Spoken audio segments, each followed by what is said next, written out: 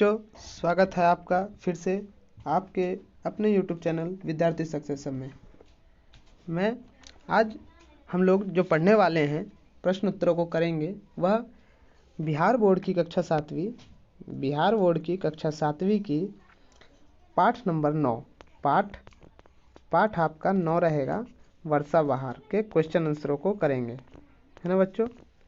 वर्षा बहार के हम प्रश्न उत्तरों को अभी करेंगे। चलिए वीडियो को ज़्यादा लंबा न करते हुए वीडियो को स्टार्ट करते हैं। सबसे पहले पार्ट से का क्वेश्चन आंसरों को हम करेंगे, उसके बाद पार्ट से आगे देन हम लोग व्याकरण पढ़ेंगे। सबसे पहले पार्ट से में आपका देखेंगे पहला प्रश्न क्या कहता है। पार्ट से का पहला प्रश्न आपका कहता है पार्ट से का पहला प्रश्न, प्रस्तुत कविता के आधार पर वर्षा ऋतु का वर्णन कीजिए। यानी बताना है जो आपने कहाँ कविता में पढ़ी उसके आधार पर आपको बताना कि वर्षा ऋतु कैसी होती है। तो इसका आंसर है, देखो बच्चों, उत्तर 1, जब वर्षा ऋतु आती है, जब वर्षा ऋतु का आगमन होता है तब बिजलियाँ चमकती हैं। बिजलियाँ क्या होती हैं बच्चों? चमकती हैं। फिर साथ ही साथ क्या होता है, बादल भी गरजते हैं। जब बारिश होगी तो बिजलियाँ चमकेंगी, बादल गरजेंगे और तेज़ बारिश होती है, बारिशें होती हैं, ठंडी ठंडी हवाएं चलती हैं।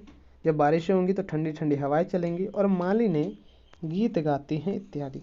उस समय वर्षा ऋतु में जो खेत खलिहानों में जो मालिनी होती हैं, जो माताएं बहनें होती हैं, वो क्या करती हैं, नए नए प्रकार के गीत गाती हैं। उनमें एक अलग सी ही मिठास होती है। प्रश्न नंबर 2 हम लोग करेंगे अभी। प्रश्न नंबर 2 क्या कहता है? प्रश्न नंबर आपका 2 कहता है, वर्षा ऋतु में बाग बगीचों में आनंद क्यों छा जाता है। वर्षा ऋतु में बाग बगीचों में आनंद क्यों छा जाता है? इसका उत्तर होगा बच्चों, उत्तर नंबर 2, वर्षा ऋतु में मोर नृत्य करते हैं। जब भी बारिश आती है तो मोर क्या करते हैं बच्चों? नाचने लगते हैं। मेंढकों की टर्टर, चारों तरफ मेंढकों की टर्टर का शोर सुनाई देने लगता है और वह टर्टर एक अलग सा ही संगीत लगता है। हम लोगों को तो समझ नहीं आता होगा, लेकिन जानवरों की भी एक अपनी भावना होती है, तो उनके लिए वह एक अलग सा क्या लगता होगा? संगीत लगता होगा। बाग बगीचों में फूल खिलने लगते हैं। इन्हीं सभी से क्या होता है, बाग बगीचों में आनंद सा छा जाता है। अच्छा लग रहा होगा तो लाइक करें, वीडियो को शेयर करें और सबसे पहली बात, अगर आप हमारे इस चैनल पर नए हैं तो वीडियो को सब्सक्राइब करके ऑल नोटिफिकेशन का बेल आइकन ज़रूर प्रेस करें। प्रश्न नंबर 3 को देखेंगे। प्रश्न नंबर 3 क्या कहता है? आपका प्रश्न नंबर 3 कह रहा है, प्रश्न 3 कहता है, कभी कभी पेन को मेरे क्या हो जाता है, कुछ समझ नहीं आ रहा है। प्रश्न नंबर 3 कह रहा है, निम्नलिखित पंक्तियों का अर्थ स्पष्ट कीजिए। मैंने आपको पहले ही बताया कि अर्थ का मतलब क्या होता है। तो पहला जो है इसका क्या है, खिलता गुलाब कैसा सौरभ उड़ा रहा है। इसका आंसर क्या हो जाएगा? खिलता गुलाब कैसा सौरभ उड़ा रहा है। तो इसका आंसर देखेंगे।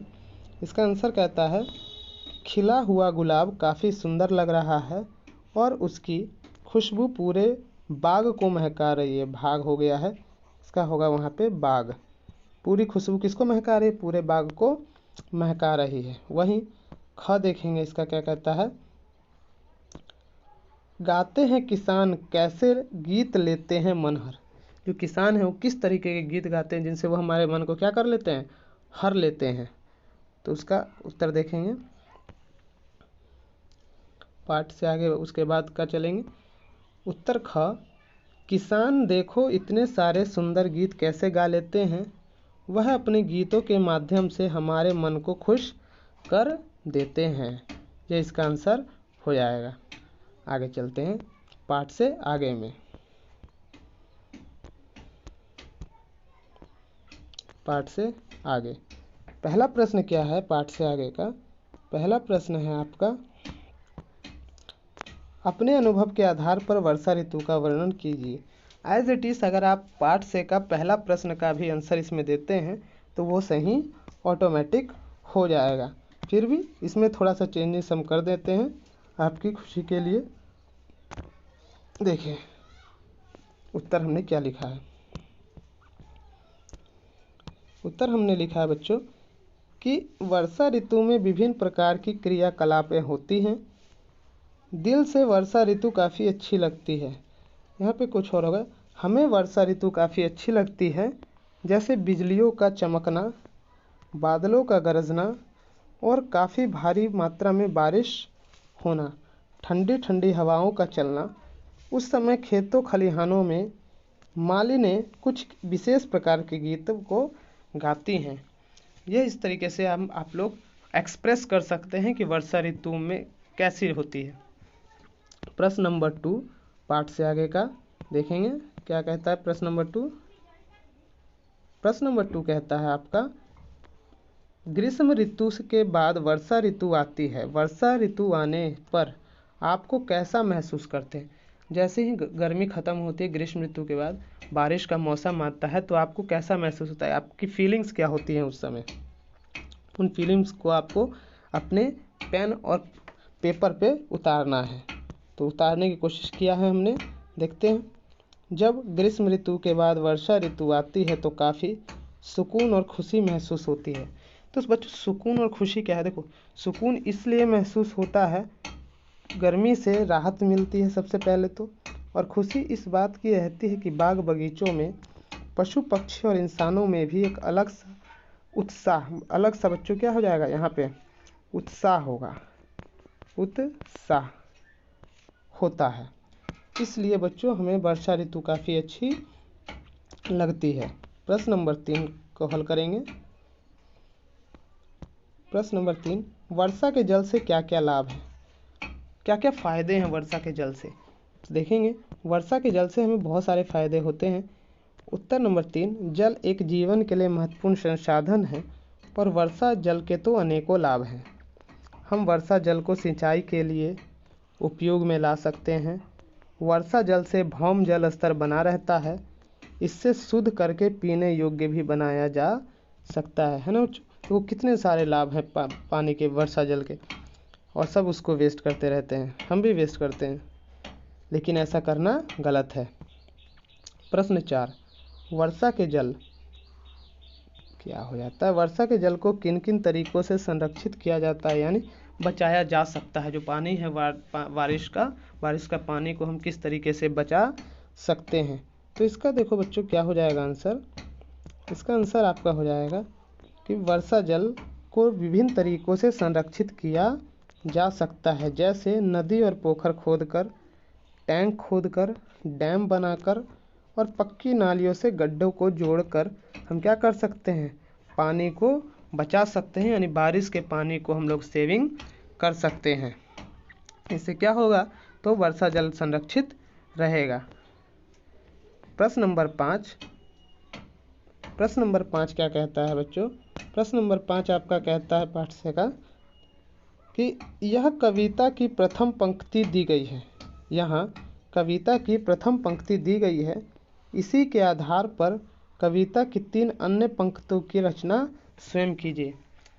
कविता की जो यहाँ पे पहली पंक्ति दी गई है, कोई सी कविता की पहली पंक्ति यानी लाइन, उसके अलावा हमको 3 उसके बाद की लाइनों को लिखना है।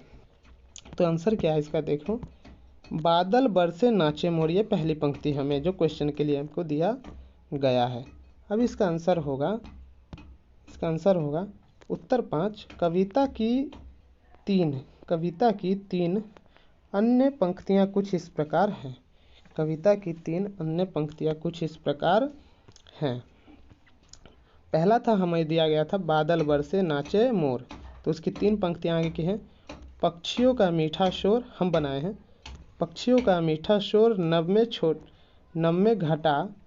में घटा, छाए घनघोर, खिलते गुलाब चारों ओर। क्योंकि उसमें कुछ और तरीके से दिया गया है, बादल बरसे नाचे मोर नहीं है, तो इसने अपनी तरीके से बताया, तो हमने भी उसमें अपने तरीके से 3 लाइनों को ऐड कर दिया है।